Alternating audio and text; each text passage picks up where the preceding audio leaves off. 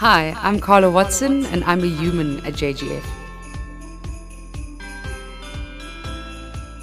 Ifikile imini enkulu. Welcome to the Humans of JGF, the JGF Holiday Special highlighting the brilliant minds behind our vision. And today we have the OG rockstar. Okay? Those who know, one of our founding members of this here organization. She coined the term rock stars, which is a mainstay in our organization, how we refer to each other. Hence, she's the OG rock star. Her classroom knows her as Miss Peterson, but we know her as Carla Watson. How are you? Matabo, I'm lekker. How are you? Good, thank you. Good, thank you. Carla, tell us, where are you from? What a layered question. So, I was born at least in the Western Cape, born and raised in Athlone. I'd like to believe I'm just from South Africa, not necessarily a specific place. Yeah. And really south, right? I mean, it's in our name. But yeah, I'd say that's where I'm from for now. All right. So for anyone who doesn't know what it is the OG Rockstar does in the organization, give us a snapshot of what it is you do. So I guess this is why we weren't briefed beforehand, right? You're going to just catch us with the question right now. Do you know what I'm saying? What do I do in the organization? I might actually just be a bit cheeky and reflect that back a different way. Okay. Which is what I don't do, really. What I don't do is hold too much parameters. Rather, let me put this differently. What I don't do is try and control too much in how the organization works or how it shows up. Instead, allowing a lot more space for unlocking and a lot more space for people to unlock each other rather than as a direct result of someone like me. And my leadership style is of servant leadership. So I take quite a strong focus in making sure or encouraging the kindness of service to come out quite a bit. And that's what I definitely focus on. And what I don't focus on is all the noise, to be honest. Because I know my why. And as a founding member of JGF, yes, I'm head of a program. Yes, I play a little bit in the selection and the marketing and a bit of a generalist in here and there. But that for me speaks towards what I focus on in terms of its culture and in terms of how people treat each other, while realizing quite a formidable and beautiful strategy of igniting change in the country. Yeah, and I see them as both ways. If as a teacher, if you focus too much on pressure, as a teacher, you might break somebody or your students. If you support them too much, you're writing the exam for them. And as a teacher, as my first identifier is how do you find the balance between pressure and support? That sweet spot. And that's what I do at JGF is I like to apply a fair amount of pressure and expectation on staff and students and the program and what we do, but with a real sense of support. I believe support should be physically observable. It's not just a theory or word put somewhere. Yeah. And what is it about the work that you do that coincides with your personal ethic as a person? So I subscribe quite significantly to the Stoic way of being. So it's a branch of philosophy. And I do a daily reading every day on different themes. So there are 12 themes, 12 months.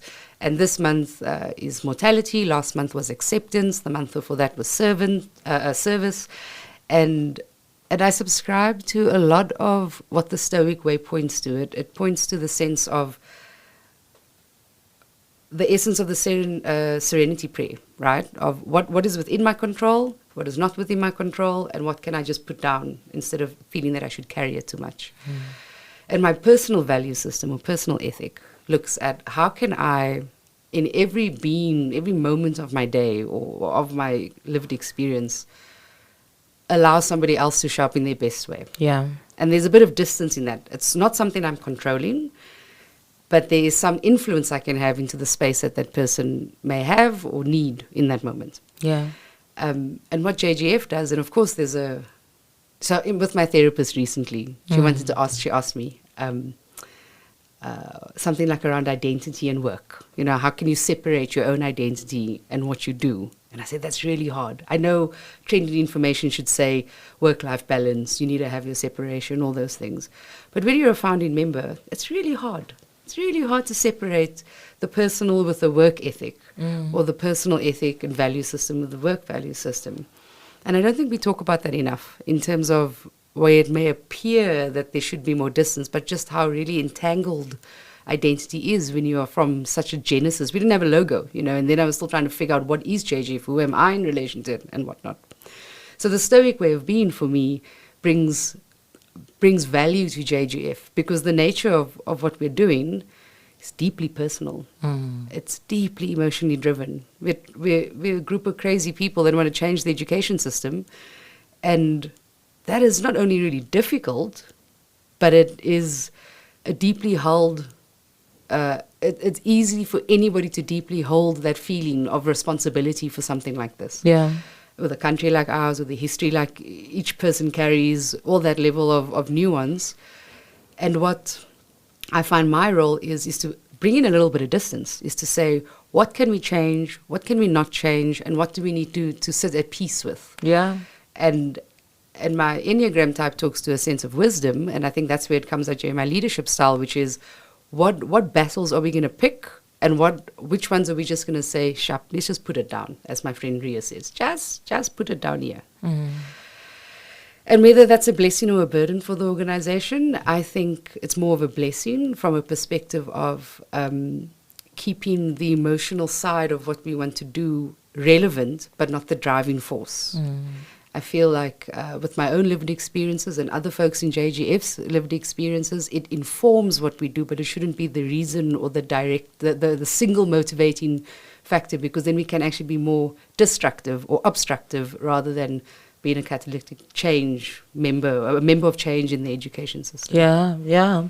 And because we are a teaching fellowship, it'll only be just that we take a snapshot of what was, and in this case, being your fondest or earliest, in fact, memory that you have of being at school. As a teacher? As a learner. As a learner. Wow. My fondest memory of being at school. Or earliest. Or earliest, yeah, okay. We'll go with earliest. Yeah, that's no value judgment. That helps. This is a cheeky story. Okay. I was in standard 1, grade 3. Yes. It's so cheeky. And I haven't remembered this memory in a long time. And we had to do this filling the missing word thing, right? So you had to, they'd give you a description, and then you had to figure out what it meant, and then put it in like a crossword or something. And in this case, I'm in standard 1. In this case, there was a picture of a person's long sleeve with an arrow pointing to the different set of material just on the wrist. Okay. And I had to find the word for it, and I had to put this in the crossword or whatever. And I didn't know what it was. So I went to the teacher with my school shirt on, obviously, and I said, "Ma'am, will you please close my..." Will you please? It was Miss Van Zyl, I think. I was like, "Can you please?" And so she said, "Cuff." And I was like, "Oh, thank you. Yes, please close my cuff." And I went back to my desk, and then I filled it in. Do you know what I'm saying? That's my earliest memory. Do you know what I'm saying? And what about that cheeky moment, though, still resonates in who Carla is today? I write my own rules. Okay. And I didn't break any rules. No. You know, I just understood the what, and then came out with a positive outcome. Yeah. I just rewrite and write my own rules. And what kind of learner were you in general? I was a challenging one. I mean, I held various leadership positions and played and, complied to the rules and blah, blah, blah. But I wasn't your typical, how do I put this, your typically contained learner in school. So I'm not going to try and philosophize too much. They're just profiles of people as they take up space when in a group of a larger group of people. You get, they show up in different ways in different roles. And I would not break any rules. I would follow them, but I would challenge them. I was a deputy head at a high school and ambassador and whatever, and the most challenging English student with my teacher, because my profile didn't reflect what was expected in terms of the learning style. And I think if not necessarily different teachers, but a teacher that has a bit more of an appreciation that you don't necessarily have a cookie cutter approach to anyone in your classroom.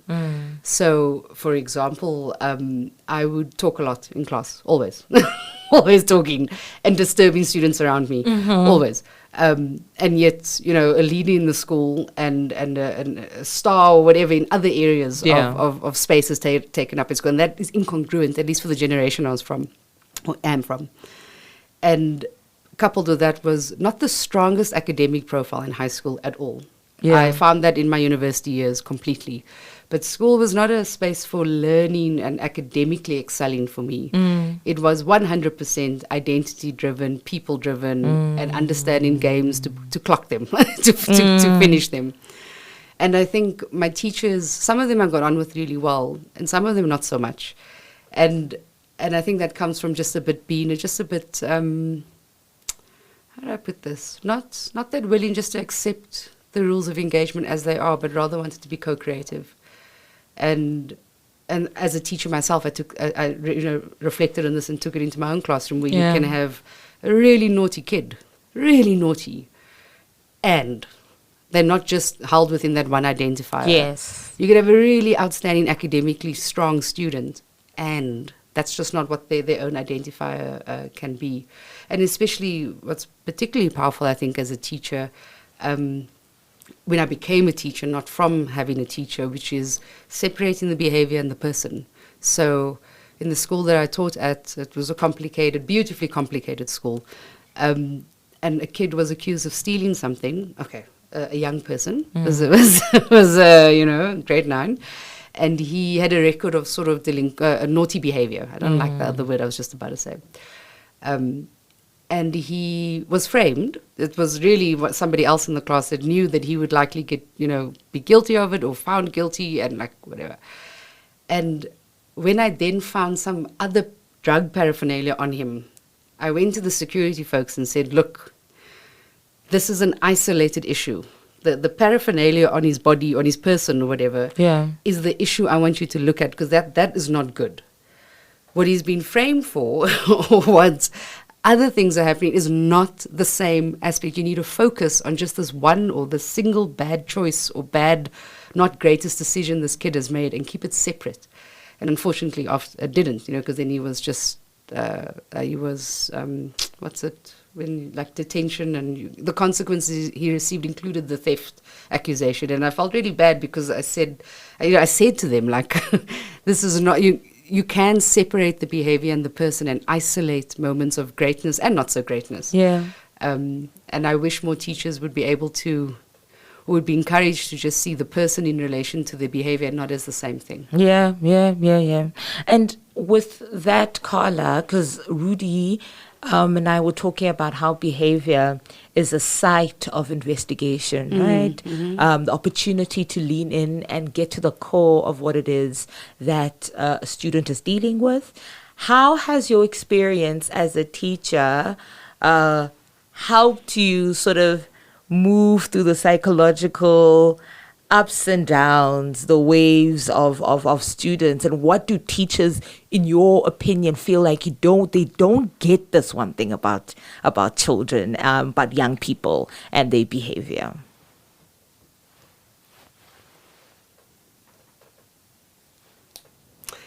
There's a quote, right, that I like to remind myself of, against Stoic stuff. So it goes something like, it says man, but I'll change it to person. It says, a person cannot visit the same river twice, because by the time they come back the second time, the river's changed as the person. And I feel like as a teacher, you can see that student in the morning and you can see them again in the afternoon, and they can be two totally different people. And you can see them when you see some students on a Monday after they've stayed at a different parent's house on the weekend or guardian, versus seeing them on a Thursday of that same week or at another point. They can be completely different. or sometimes scarily the same, which is another indicator of something to consider around their behavior when there have been changes or interventions or moments in between those periods. And I feel like teachers, as a stereotype, may overlook the ebb and flow of young people's lived experiences. That when they're falling asleep in your class, it's because they've been up for 6 hours, or they're on medication, or they were up late. The reason for their behavior for me as a teacher is irrelevant, whether it's severe, not severe, whichever. I mean, of course, there's legal implications for certain things, but the behavior is the symptom of something. And as a teacher, I would be quite focusing on the symptom as it appears in front of me. Bearing in mind there's a deeper, longer, bigger, louder context that may not be my business.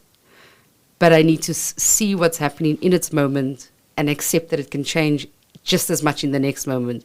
But as long as I'm serving and putting my students' well-being as a priority, it doesn't really matter what's happening in the background. Yeah. I feel like teachers, as a fault of being human, to be honest, would love to walk into a classroom for their lesson and have everyone exactly where they were the last time. They remember all the stuff they taught. They're emotionally in the same place as they were the last time they had this lesson.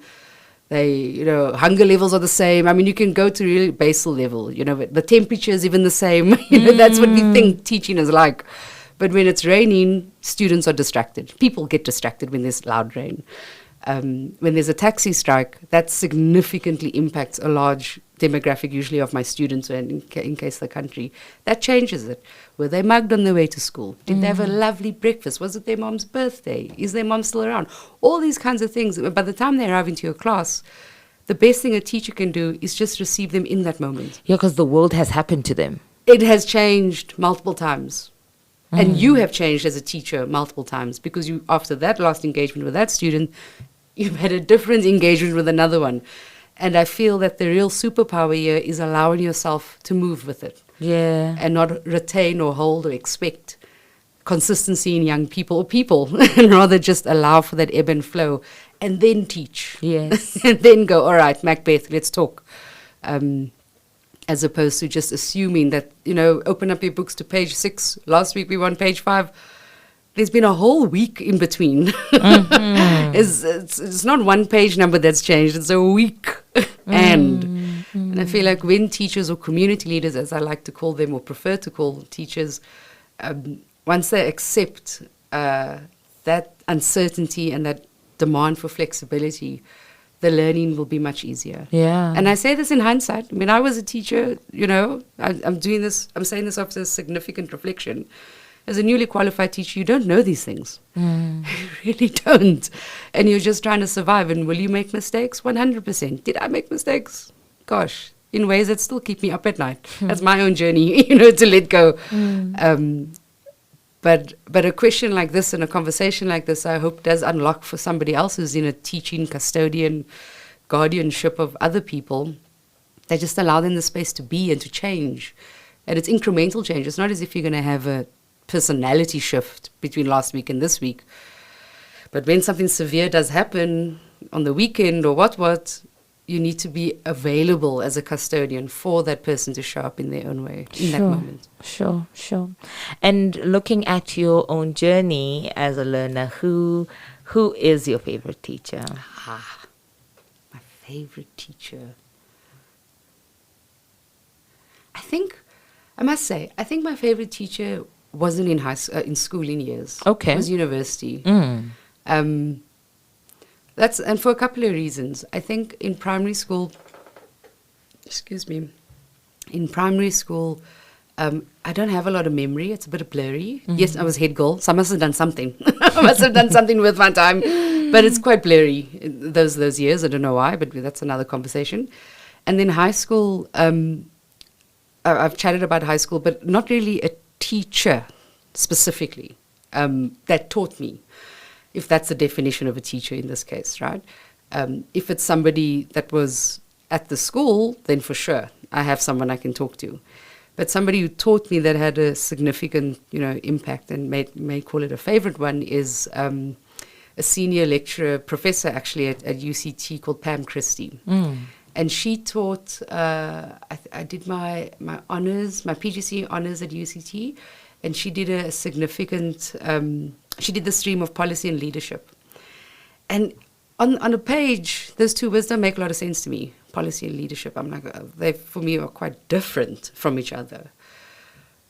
But learning under her, what the cool words, reading under her. Hey, that must sounds what? Right, you read for a degree. I read for a degree, yes.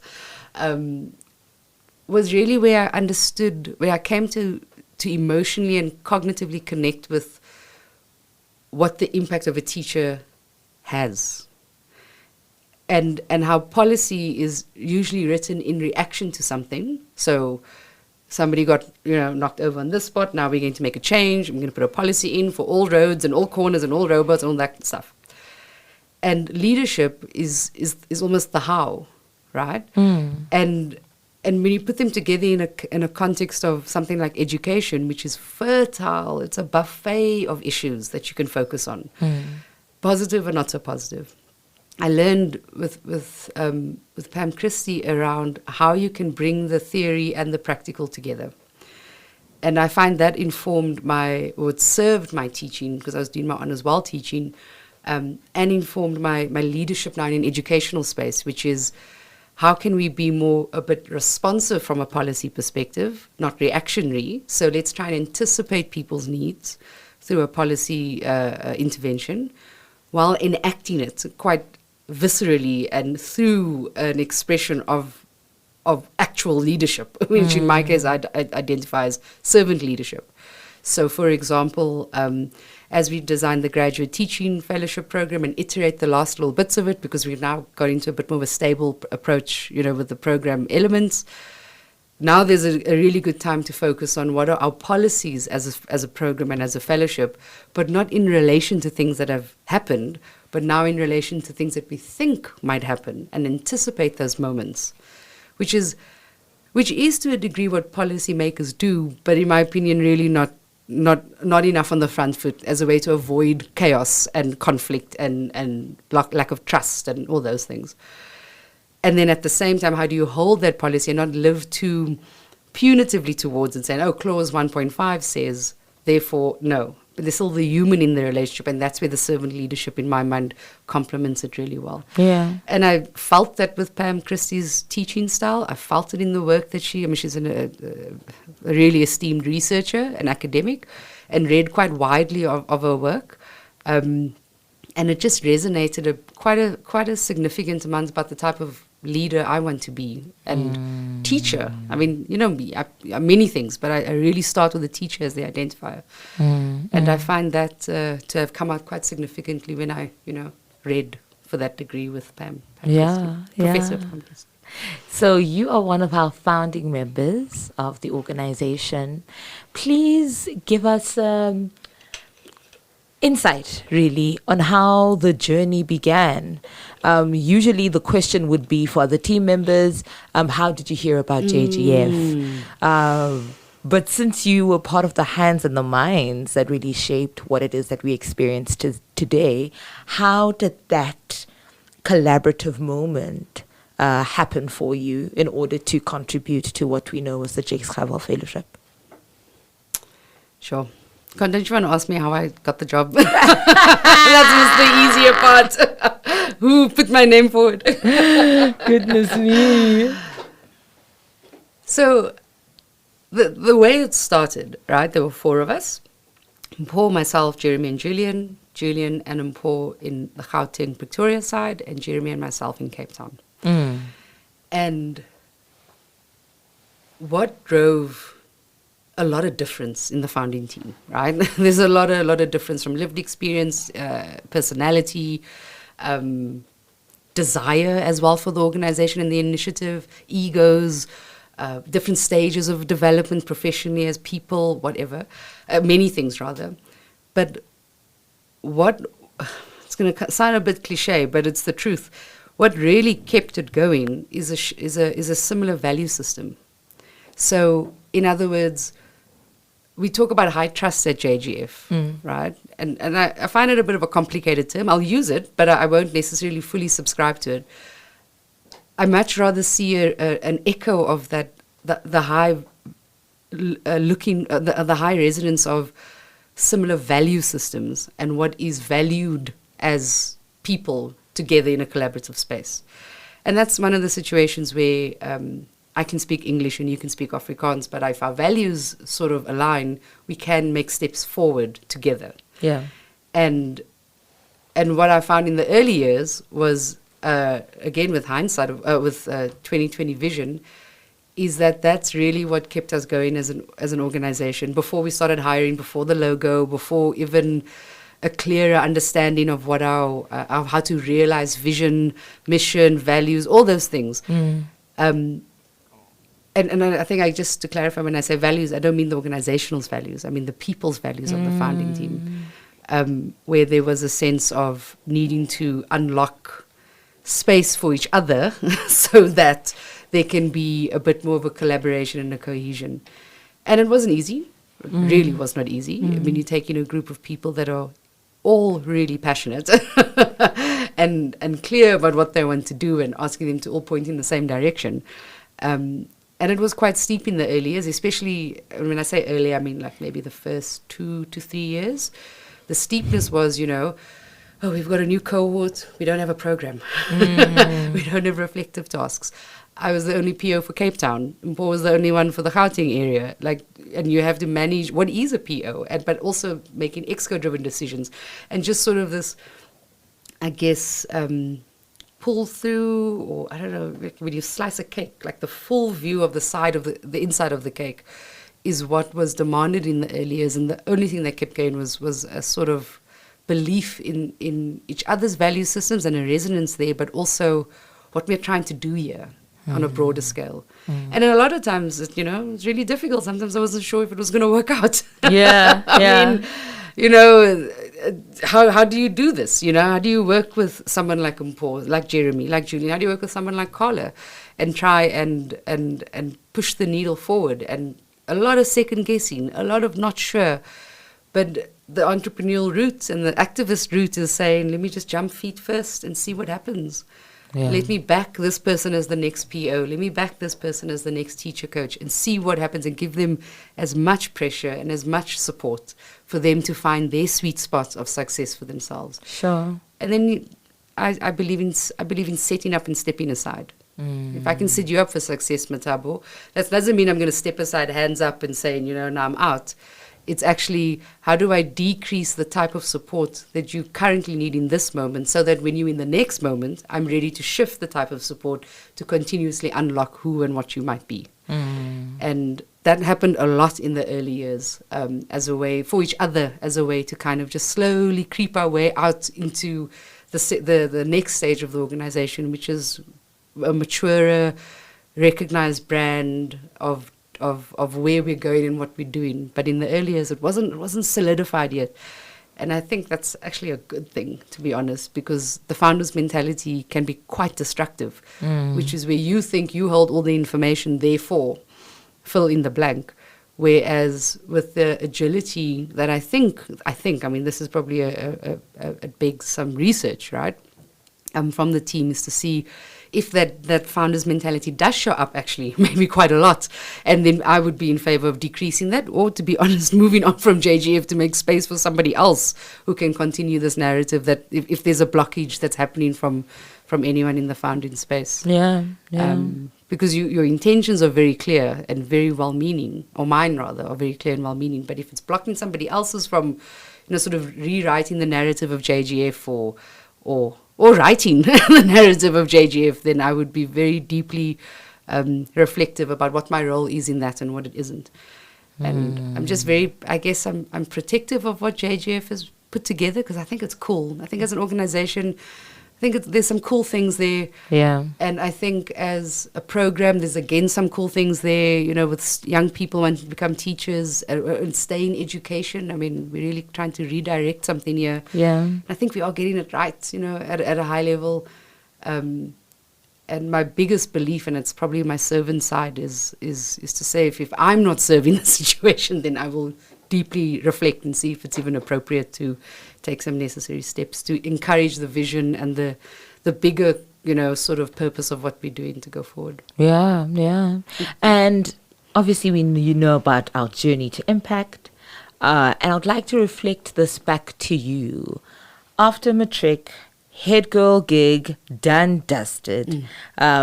What was written in the stars for Carla, and what are the different faces and phases of Carla that have contributed to the dynamic individual that we now get to enjoy in the organization? Oh, thanks, Matabo.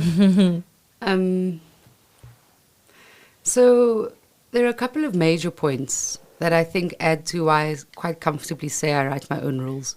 And it's not the anarchist. I'm not an anarchist. It's way too much work.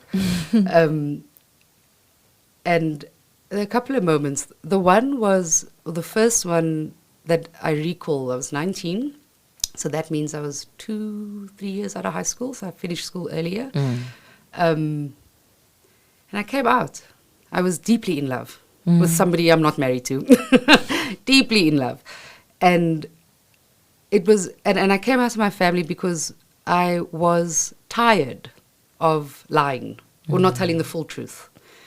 And how that shows up is in, how it can show up rather for someone who hasn't come out yet is you say you're going to, Four Ways Mall, and you are going to Four Ways Mall, but you just leave out many of the other things you did at Four Ways Mall. Yes. But you were there and you can talk. All the journey between you and getting to Four Ways Mall. And you come back with a Four Ways Mall bag. I mean, you know what I mean by that. But there's just an inauthenticity there. And what that phase for me was not only as my identity as a person, as a Carla, but also the peace or accepting the side of myself that would not be apologetic, would not kind of want to make myself smaller so that. And for me, that's what coming out is. It's saying I'm just going to put myself fully out here, and you need to receive me. and there's not much negotiation, And that's why some folks call it quite selfish. I'd agree. I don't think, though, it's a bad selfish. I think it is quite selfish to go, this is, And when I was 19, I did that, and it was difficult. I did it at the time because I was in love, but on reflection, it's much more, I think, about not being my full self. Yeah. And that phase for me didn't give me confidence. It was very difficult. We can always say 10, 15 years later, we can rewrite the story, but I try to be quite a realist when it comes to these things and hold a sense of accuracy as much in memory as possible. And it was really difficult for me, my family, friends, lost so many friends. How bizarre is that? Now you think in 2022, if that's still happening, but that was a defining moment for me because nobody else is going to give you space. Yeah. Nobody else is going to ask you to be your full self. And I've never looked back, so to speak, from that, of where I'm going to lean in fully into who I am, but driven by service. I hope I'm not going to be just I don't know if we can swear, but I don't want to be, somebody that's arrogant and horrible. Yes. Because that's the shadow side, another side of being your full self is you can be quite inconsiderate and you can be quite, harmful to others. But I feel that in my life, when I kind of leaned into who I am and who I wanted to be, I began to write my own rules. Things like I wanted to go to Europe, so I took a job, told them I don't want a salary. You need to save because I'm not so good at saving. I know this. And at 19 appeared, I knew it as well. I said, don't pay me, and then just keep all my salary till the end of the year. And then I went on a trip, a backpacked Europe, which for my family and my context is really alien. It's not everyone does this thing and then goes to the south of France for holidays. Like it's not normal or wasn't common rather. So I did that, and even the trip, wrote my own rules type thing of where I'm going to stay, what am I going to do, what I'm not going to do. So things like I went to Paris and saw the Eiffel Tower. I was like, wow, that's cool. And I'm broke, because I mean, yes, I put money aside, but there's no credit history, there's nothing, you know. And it was before cell phones as well. So I said, okay, I'm going to go up the Eiffel Tower. And it was my last, I think it was maybe like 20 euros to go all the way to the top. And it was my last spending money for like the entire trip in that country. And when I came back and told someone about it in my broader family, they were like, what a dumb decision. Because if you'd saved your money then, and I thought, but in that moment, I wasn't causing any harm to myself. I wasn't causing any harm to anybody else. Was it the wisest decision?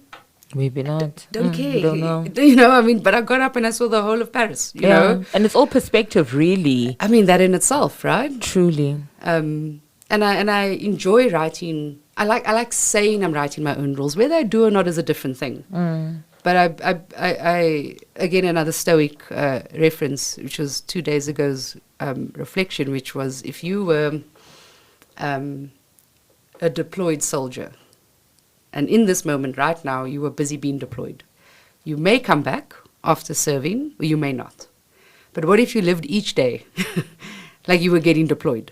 How important would that 20 euro comment be from someone? How important would it be? And this is a real case, because Roxy, my dog, got into our trash and like ripped it completely apart, and and then it was windy, and then it was everywhere, right? You don't really want to revisit your garbage. That's where you put it in the bin. Exactly. You know? And I was cross. I was annoyed, rather, because I would have to pick this up. But then that same thing came through my head, and by the time I discovered it, the disciplining stage was long gone. So even if I tried a teachable moment, the dog has long forgotten what she did. And I was like, I can either, pull her back, put the nose. There's that strategy of putting a dog's nose in whatever if they've messed, because it's the most sensitive area for them, whatever. And I thought, well, if I was being deployed today, I'd probably just pick all the stuff up, wash my hands and get on with my day. Yeah. Because I don't know if I'm going to come back here. I don't know if this is part of, it's a bit dramatic, and it can be a little bit, unreal or unrealistic for me in my context, because getting deployed is highly, highly unlikely, where it's a reality for others. But there's a learning in that for me that just, kind of puts things into perspective, and I get to write my own rules of engagement there. How much am I going to be cross at Roxy now? Very little. If it happens again and I see it, much closer in a disciplining period, I'll probably do something. Yeah. But it just takes the pressure off of what we think we should respond as, how we think we should respond as, versus what do you actually want to do in this moment. And I find that to be quite a powerful reflection of the phases in my life. And coming out was a very distinctive moment of that. Yeah. The other distinctive moment for me was when I left teaching. That was really, really hard, because it was, again, one of those situations where I'm writing these rules, and who am I serving? Again, service. Who am I serving in this case? And I wasn't serving my students as well as I could have. I started forgetting their names in one of the later years of teaching. And different students. I pride myself in learning all my students' names, all 200 or whatever of them, and one thing about them. Yes. So like the one loves skateboarding. So, if he finished his essay earlier, then he could go and skateboard, like that stuff. The other one loved drawing. The other one absolutely loved mathematics. So it was a negotiation in the class of how much maths he could do in his English lesson, that... And trying to just remember, which parents you stayed with that weekend, or, just trying a little bit here and there. But then in the years coming up to before I resigned, I was forgetting, or I was not putting in as much effort to remember their names. Many reasons can be in there, but the result was that's what was happening. And that's when I realized I need to take a break from this. Because if I'm not even remembering the names of the people that I'm teaching, then they're not people, then they're not individuals, and then I was like, all right, time to step back. And that was really hard, because promising career, kept trying to get promoted, stable income, all the stereotypes around teaching. I come from a family of teachers, you know. They were like, why are you leaving? What about your pension? And I'm like, how many years were you teaching before? 5. 5, yeah. Okay. Which is not a lot. But I always believed that as an NQT, anywhere between 3 to 5 years, you're an expert. Not as an expert teacher, but you have enough insight into the industry and into the profession of what it is and what it isn't. Anything more than that for me, then it becomes then you expect to come to the river and it's the same river. You know, and you expect that consistency. You expect, you know, page 5 to 6 will be the same. And forgetting the week in between, forgetting, you know, or not overlooking those things. I am happy to be challenged on this, but it'll become coming from a perspective of all I know is 5. So, I mean, you know, but I think there's wisdom in knowing your own parameters of how valuable are you either to yourself, the project, the organization, whatever your measurement is, and being critically aware of that. Otherwise, we kind of just live or exist. Isn't that the memes? Don't live to exist. Yeah. Anyway, so that was another defining moment. And then resigning from teaching with no plan in mind. Like a real jumping feet first thing. I have a wonderful wife that just said, you can do this. I'll figure something out. I'll keep us coping, you know, for at least 6 months. I mean, that's a real privilege. I mean, come on, who just quits? You know, I mean, this is unheard of. Yeah, and be caught. And be caught in that way. Yeah. It's just such a blessing, you know. There's no way in my lived experience that there's no formula that should have said I should have had this sort of outcome, you know. And I am acutely aware of that. And I think why I'm acutely aware of the ebb and flow, the privilege of the life that I live is, I think, largely from how my parents started their life in South Africa. So they are South African, but they are, my mom was forcefully removed from District 6 into the house that I grew up into. And there's a lot of, and my dad's from Alsace, and he moved then into the house that the government had given my mom. But there's just so many opportunities for a different life that I could have led. As in, family of my mom's, we're getting sent to Manenberg or Mitchell's Plain or on the outskirts of Athlone or Strand. And it's by a lottery ticket that we got into a place called Hazendal Athlone that has bricked houses, close to the airport, close to the city, windy but not a lot of sand, on the basal sort of, you know, things from the forced removal. It feels to me like that movie Sliding Doors with Gwyneth Paltrow in it. The concept's common, but it was one of the earlier mid-90s movies of where if the sliding door was closed and she'd miss the train versus if she got onto the train. Yes. And how the series of events thereafter changed. And I often wonder if we were placed in a different area, if we were placed further away from public transport, further away from schools, what kind of life would I, you know, and I feel this viscerally daily. And I think that's part of my contribution to JGF is never accepting or believing things as they are. There's an integrity in recognizing that, and there's a gratitude in just recognizing that and accepting that this isn't always as it appears. And I'm not going to assume it's going to be like this tomorrow or next week. I'm going to be just deeply express my gratitude for where I am right now and have that drive decisions, you know, rather than what you think it should be.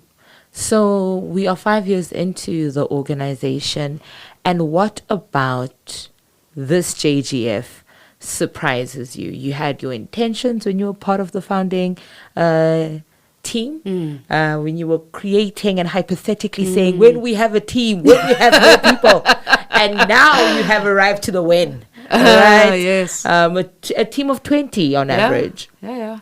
5 times in 5 years.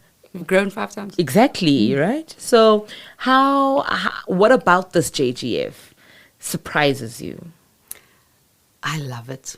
I'm surprised at how much I love it. I'm surprised at how when you give people the space to be themselves while aligned to a vision, just the phenomenal stuff they can do. And that I wasn't expecting, if that makes sense.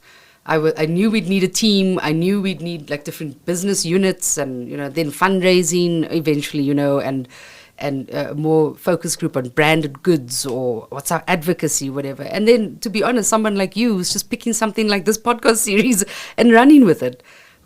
Beautifully surprised. I love it. I feel like people can manage themselves, give them the right space, give them the right sort of conducive pressure support environment, And what they'll reflect back to you is just like a new color. Like, you know, it'll be a new flavor that is just absolutely beautiful. And a lot of what I do in my own words, I talk about it as role modeling. So when a candidate fellow may misbehave or do something not great, their behavior is not great, I want my teacher hat on rather than a JGF hat on, and go, where's the behavior versus the person? Because that same person is going to be a teacher in a few years and is going to have a naughty kid in front of them or a really great kid. And I want them to feel that custodianship of when you create the environment for somebody that's conducive for them, they're going to blow the lights out. They're going to fall in love with mathematics in your English class. And how wonderful is that? Let them not do well in your essays. Push them towards, you know, give them the environment to shine and thrive. And that, I feel, is happening at JGF right now. Not yet where I wanted to be honest.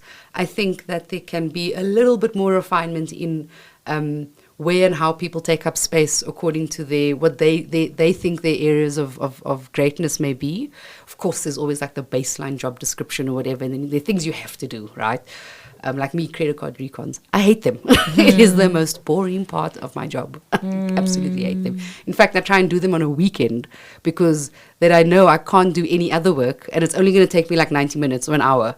Because if I do it in the week, I think, you know, I really need to do that board report. I must suddenly do that right now. So, you know, anyway, so I really dislike that side of things that I have to do. But when you create an environment for people that can distinguish that and have a peace with, you know, there's some parts that I enjoy and there's some parts that I don't, kind of have to get on with them anyway, both, then you allowing space for real growth and an authentic showing up of staff and team members. And I'm wonderfully surprised at what I'm observing in the team of where, you know, someone will go like, that's a really cool idea. And in 3 months, it's like happening, you know, that level of genuine interest or desire into execution is not common. We often live in the TikTok generation where it stays at idea phase. It doesn't realize. And of course, it's not always like that. Some things fail, some things don't become into realization. But if I reflect back on JGF over the last 5 years, there's more realization and executing than there isn't, you know. And if I just keep that parameter or comparison in place, it gives me peace because I'm like, we're still going in the right direction. I would love to see a lot more self-articulated from folks on the team of what it is that they want to do and how do we get them there. Yeah. And I think JGF's ready for that stage as an organization because we kind of know what we're doing now. You know, we can iterate, we can refine, and there'll be interested people who want to pull this apart and start from scratch and go on, and I'll be like, shup. I don't know if I have that in me to do it, but I can give you my historical insight and really 2.0 or whatever in a way that is magical. But it is really great to see a phenomenal group of people who were selected by staff and students, you know, the idea of backing people and backing them and then letting them show up. And if they don't show up, then we part as friends. You know, it's not a kumbaya sort of everything will always work out when you get touched by the JGF magic. It doesn't happen like that because people are complicated and organized, and they might not be a fit, and, you know, all those things are real. On the whole, though, I'm quite excited to see where we've come so far as an organization. And now looking at our candidate fellows, who are the North Star of what it is that we do, what about them reassures you that the South African classroom is in safe hands? What reassures me is how much we push our candidate fellows to get to know themselves. And I want my theoretical kid to be taught by someone who knows themselves a bit more than the next teacher. Pedagogy and subject content knowledge for me comes later. The active learning, all of that. But when a community leader can walk in front of a group of people and just be okay with themselves a little bit more than the next teacher or the next person, they've already got a significant advantage. And in that storytelling masterclass we did with at the JGF Academy, one of the speakers said something around, if you are flamboyant, be flamboyant. If you are quiet, be quiet. If you are introverted, don't play the game of trying to be something that you're not. And often there's this identity of a teacher that is very strict, or don't smile before Easter, or there are all these stereotypes and given identities of behavior that I think a lot of young teachers just fall into because they've been told that they should. And by their own family as teachers, or, it's not random suggestions. And I believe that our candidate fellows have been encouraged by the program and by themselves, obviously, to lean into who they are and stand up in front of a group of grade 8s and say, hey, this is who I am, however that shows up. And that, for me, for a young person is, by young person, I mean the students in the class, that is the richest, safest, most beautiful exposure to an adult, of somebody who is more comfortable with themselves than they are, and they can learn in a healthy experience of what it's like to be a bit older and responsible and things like that. Yeah. And then academic performance, and then realizing students' pathway to success and improving the system. And for me, my fundamental point of investment is how much the candidate fellow knows themselves or is comfortable with themselves. And it's not about being at 100%. It's not about being like, oh my gosh, I suddenly have my whole life together and I'm 22. That's not the point. But it's the encouraged narrative of saying, you're okay. Yeah. It's okay that you don't do this thing, or there's peace here. Complete your reflective task. You haven't. Tell us why. But the deadline stands. That level of accountability and yes, and showing up and responsibility. And that's why, well, not that's why, but part of the reason I take quite a strong disciplinarian approach as a teacher, believe it or not, very strict. But now I know better, to be honest. But you can be a disciplinarian and not strict. There's I know I've learned a lot more about the nuance. But now working with candidate fellows who may make a bad decision or not the best, choices. I'm not going to submit my reflective task and then I'll see you at summit or something like that, right?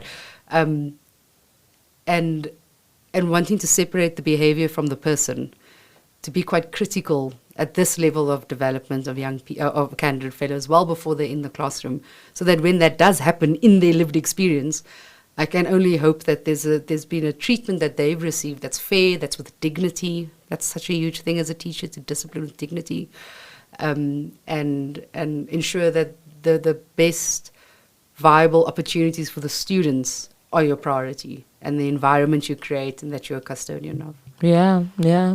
And Carla, our next guest, Professor Jonathan Jansen, will close off the series. And what memory stands out the most about Prof? There's Jonathan knows himself. And he's unapologetic. Yes. And whenever I describe him, I say love him or hate him, but he speaks up. And do I agree with everything he says and how he says it? No, not really. Do I like him as the chair of our board? 100%. Because for me, he feels as if the teacher I'm describing, where he creates an environment for others to thrive and shine. It's not necessarily him. So he's very clear as a chairman of a board, things that what are operational, what's management, what's a board decision. So a teacher would do the same. What's, homework related, what's classroom culture related, what's school related. And I find that consistent response from him about what space does he need to intervene himself in and what spaces does he keep himself out of. And I find as a chairman of the board, I find that to be quite significantly helpful to be able for me to realize some of my own strategies and interventions in the education system. And then and then I get flack back, obviously, Jonathan this, Jonathan that. And I'm like, but then show me someone else who's speaking up and pointing out things that they're not comfortable with. Yeah. And then often they can't. The people I talk to, I go, well, we need people to speak up. Love him or hate him. And the biggest compliment I got from Jonathan, though, which I still haven't processed, it's the first time I'm saying it out loud, is we were at our fundraising event a couple of weeks ago.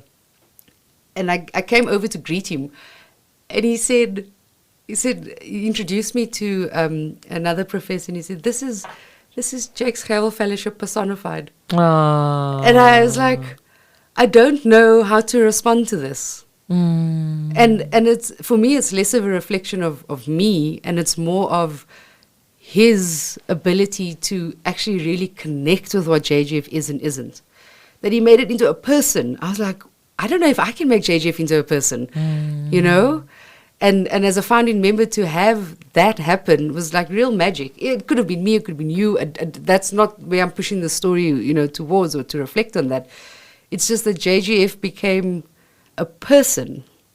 And to hear that from him was like, okay, maybe we are doing something all right here. You know, maybe we are moving in a direction that we are people driven but deeply strategic, and that coming together is really where the magic happens, so to speak. Yeah. And as you know, our mantra in the organization, be a teacher, hashtag be a teacher. And there's someone who's listening and has this amber within. They want to pursue this profession, but because of this, that, and the third, they have obstacles in the way to them pursuing this profession. What word of encouragement do you have for them to fan this flame? Just try. Fail forward. Just try. And you're not going to know anything until you do it. Yeah. And it's another game reference, but life doesn't happen when you sit on the bench. You really just got to get up and try. And there are other ways outside of JGF for you to check if you or reflect on whether you want to be a teacher or not. And I would say immerse yourself in that and just go test your theory and your flame. Maybe it explodes and it's fantastic, or maybe you go, sure, I romanticize that and I don't actually want to be in this space. But you won't know until you try it. Yeah. Thank you so much, Carla, for your time. Thank you for your wisdom. Thank you for making space for the team to be themselves. Thank you for being an ear to many an individual in the organization and really gassing us up. If there's one thing God's going to do, she's going to gas you up. Like, I want to do this. Go do it. Do it. Yes. Come back and tell me about it. Tell me about it. So if ever you are unsure, Carla's a good person to start with, to sort of give you that push in your journey of pursuing whatever greatness you feel within. So thank you. Appreciate it. Thanks, Matabo. Good people, you know what to do. Go to your favorite search engine, type in Jake's Travel Fellowship. You will find our social media, our beautifully laid out website with everything you need to know about what we are and what we stand for. Your interest in partnering with us, everything that you need to connect with us, all there. You just type in Jake's Travel Fellowship. Don't forget to continue the conversation where you are. Engage our social media platforms. We're on Facebook, Instagram, and Twitter. The name Jake's Travel Fellowship. And I will see you on the other side of this. Bye.